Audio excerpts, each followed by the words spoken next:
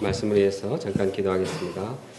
살아계신 하나님 아버지, 주님께서 저희들을 사랑하시고 독생자 예수님을 이 땅에 보내주셔서 저희들의 모든 죄를 사하시고 새 생명 덧입게 도와주시고 하나님 나라의 영원한 산소망을 가지고 살 수 있도록 도와주셔서 감사합니다. 또 저희들뿐만 아니라 저희를 통해서 새로운 생명들을 초청하고 또 이들을 주님께로 인도하는 역사에 동참할 수 있도록 도와주셔서 감사합니다. 하나님 아버지, 이 시간 저희들에게 이제 주님의 말씀을 깊이 영접하며 주님께서 주시는 말씀을 통해서 어떻게 저희들이 이 세상에서 전도하며 살아갈 것인가 깨닫도록 도와주시옵소서. 주님의 주신 말씀을 통해서 지혜를 배우게 도와주시고 또 마음의 순결함을 덧입을 수 있도록 도와주시옵소서. 성령께서 이 시간 친히 동행하여 주셔서 저희들의 마음 가운데 주님의 말씀이 함께하도록 도와주시옵소서. 예수님의 이름으로 기도합니다. 아멘. 본문은 예수님께서 제자들을 세상에 보내시면서 주신 말씀입니다. 제자들이 세상에 나가는 것은 양들을 이리대로 보내는 것과 같습니다. 양들이 이리대로 가면 양은 짓밟히고 죽임을 당합니다. 이처럼 제자들이 세상에 나가면 박해와 미움과 상처를 받게 됩니다.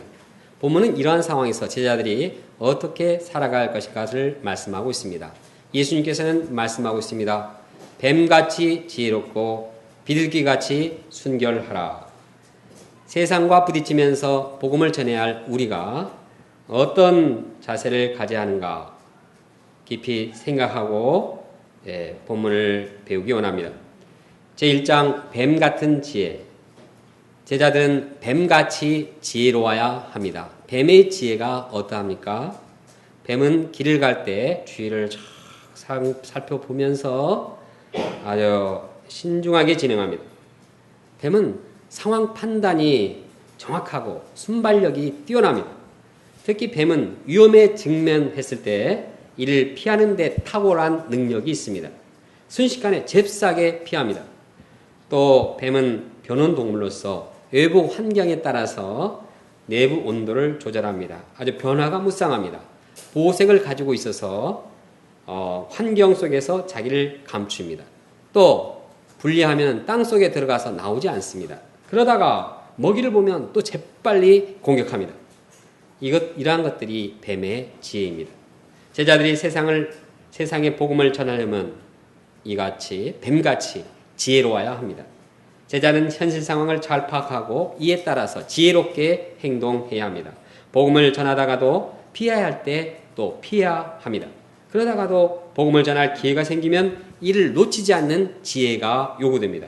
그러면 구체적으로 어떻게 제자들이 뱀같이 지혜롭게 행동해야 할까요? 본문을 통해서 이를 찾아보기 원합니다. 첫째, 대적하는 사람들을 삼가야 합니다. 17절에 오면 예수님은 사람들을 삼가하도록 말씀하셨습니다. 만나는 사람을 조심해야 합니다. 누가 좋은 놈인지 나쁜 놈인지 이상한 놈인지 주의해 봐야 합니다. 특히 제자는 대적하는 자들을 잘 파악해서 자기를 보호하고 불필요한 위험을 피해야 합니다. 신자가 박해일 때 대책 없이 당하는 쑥맥이 되어서는 안 됩니다. 23절에 오면 예수님은 제자들에게 이 동네에서 박해하거든 저 동네로 피하라고 명령하십니다. 그렇게 하지 않으면 그들이 제자들을 공에 넘겨주겠고 그들이 회당에서 채찍질을 하기 때문입니다. 이러한 위기의 상황을 피하는 자가 지혜로운 제자입니다. 예수님께서는 자신이 말씀한 대로 이와 같이 실천했습니다. 예수님께서는 때가 이르기 전에 자기를 죽이려 하거나 박해하는 자들을 여러 번 피하셨습니다. 또한 바울도 그러합니다. 바울이 예수님을 영접했을 때 유대인들은 그를 죽이려고 기다리고 있었습니다. 그들은 밤낮으로 성문을 지키면서 죽이려 했습니다. 그때 바울은 지혜롭게 밤에 광주리를 타고 성벽에서 탈출했습니다. 그는 빌립보를 개척하다가 핍박을 받았습니다. 그때 바울은 로마의 시민권을 이용해서 다음부터는 핍박하지 못하도록 조치를 취해놨습니다. 그는 복음을 전하다가 공회에 잡혀서 꼼짝없이 당하게 되었습니다. 이때 그는 공회에 있는 바리새인과 사두개인들이 이제 서로 싸움을 붙여놓고 자신은 싹 빠져나왔습니다. 대적하는 자들을 피하는 지혜, 이것이 지혜로운 제자의 자세입니다. 우리도 전도를 하는 데 있어서 대적하는 사람들을 피하는 지혜가 요구됩니다. 마인즈의 사무엘 페터류 선교사님은 유학생으로서 본대학에서 공부를 시작했습니다. 그런데 지도 교수님이 하도 핍박을 많이 하고 괴롭혔습니다. 선교사님이 본대학에서 이제 공부를 못할 정도가 아니라 전도를 복음 전하기가 힘들 정도였습니다. 이를 그분은 지혜롭게 피했습니다. 그래서 이분 가정이 마인즈 캠퍼스에 개척하게 되었습니다. 요즘 우리가 전도를 하는 데 있어서도 뱀 같은 지혜가 요구됩니다. 김기동 목사님의 고구마 전도법이라는 게 있습니다. 거기에는 다음과 같은 지혜를 제시합니다. 전도한 상대방이 마음문을 닫아버리면, 그리고 반대를 하거나 핍박할 때는 마음속으로 이건 생고구마구나 라고 단순하게 판단합니다. 이런 자들은 적극적으로 설득하지 않습니다. 괜히 설득하면은 그때부터 논쟁이 붙고 논쟁이 커져서 전쟁이 되고 백년 전쟁으로 확대됩니다. 더 나아가서 전도자는 이제 시간과 힘을 낭비하게 되어서 이런 사람하고 그냥 붙었다가 탈진하게 되고 이제 전도를 포기하고 그냥 나는 전도자가 되기 힘든가 보다 이렇게 낭망하기 쉽습니다. 그러므로 전도자를 박해하는 자에게는 가볍게 말하는 지혜가 요구됩니다. 그래도 믿어야 합니다. 너무 좋습니다. 기도하겠습니다. 안녕히 계십시오. 하고 이제 간단히 끝내야 한다고 말하고 있습니다. 그리고 그를 위해서 계속 기도하면서 말씀을 받아들인 때를 기다리면서 살펴야 합니다. 이것이 지혜로운 전도자의 자세입니다. 둘째, 박해 속에서도 전도의 기회를 포착해야 합니다. 제자들이 전도를 하다 보면 박해를 피하지 못하는 상황에 이르게 됩니다.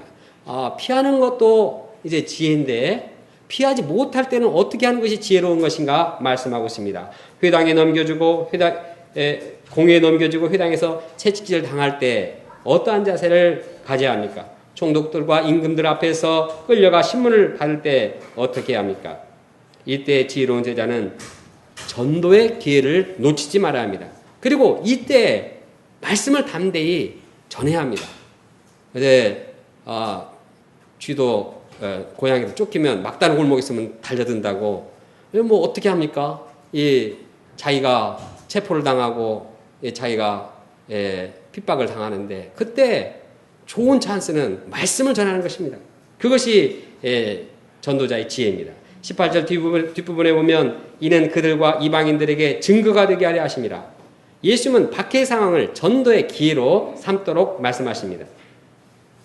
예수님께서도 자기를 적대하는 세계를 피할 때는 피하지만 박해를 받을 때에는 아주 적극적으로 복음을 전하셨습니다. 예수님은 자기를 박해하는 바리새인들, 서기관들, 공의원들 앞에서 복음을 담대히 전했습니다. 예수님은 자기를 신문하는 빌라도 총독 앞에서도 복음을 증거했습니다. 하나님 나라와 진리에 대해서 증거하셨습니다. 십자가의 고난을 받으시면서 죽음의 고통을 당하실 때도 천국의 복음, 용서의 복음을 증거하셨습니다. 사도 바울도 박해를 받는 이 공의 앞에서 말씀을 전했습니다. 그가 주 예수의 몸으로 로마에 끌려갔을 때도 감옥에서 원수 나라인 로마 장교들에게 복음을 증거했습니다. 지혜와 성령이 충만한 스데반은 공회에 끌려가서도 당당하게 복음을 전했습니다. 박해자들이 성 밖으로 내치고 돌을 칠 때에도 스데반은 용서의 기도를 하면서 이를 듣는 자의 마음에 충격을 줬습니다. 이처럼 박해가 심한 가운데서도 지혜로운 제자는 이 기회를 포기치 않고 이제 복음을 전하는 자입니다. 그리하여 복음의 불꽃이 전 세계로 퍼져 나가게 하는 것입니다. 박해 때 복음을 전하는 제자가 뱀같이 지혜로운 제자입니다. 셋째, 성령을 의지합니다. 제자들이 적대 세력 앞에서 설 때 마음이 위축되기 쉽습니다. 원수들 앞에 무엇을 어떻게 전해야 될 것인가 대책이 서지 않습니다.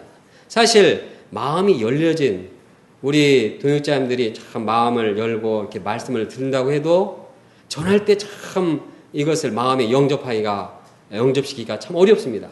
그런데 마음을 딱 닫고 오히려 복음을 대적하는 자들 향해서 복음을 전하는 것이 얼마나 어렵겠습니까?